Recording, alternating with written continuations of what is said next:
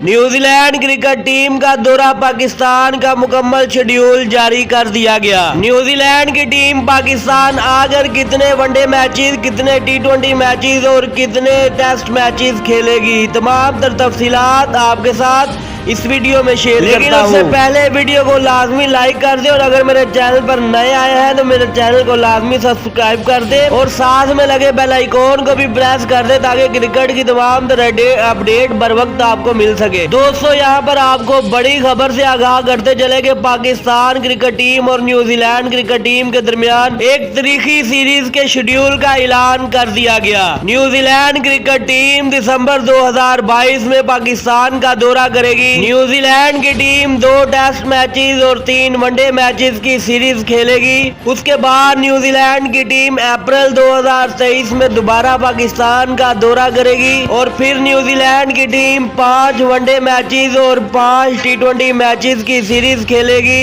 अगर ओवरऑल इस सीरीज के शेड्यूल को देखें तो न्यूजीलैंड की क्रिकेट टीम पाकिस्तान के खिलाफ 8 वनडे मैचेस, 5 टी20 मैचेस और 2 टेस्ट मैचेस की सीरीज खेलेगी और ये तमाम तर मैचेस की मेजबानी पाकिस्तान करेगा और इस शेड्यूल को हतमी शक्ल भी दे दी गई है। बस तारीखों का ऐलान होना बाकी है कि कौन सा मैच कब और कहां पर खेला जाएगा। दोस्तों, ये थी आज की बड़ी खबर। Thanks for watching.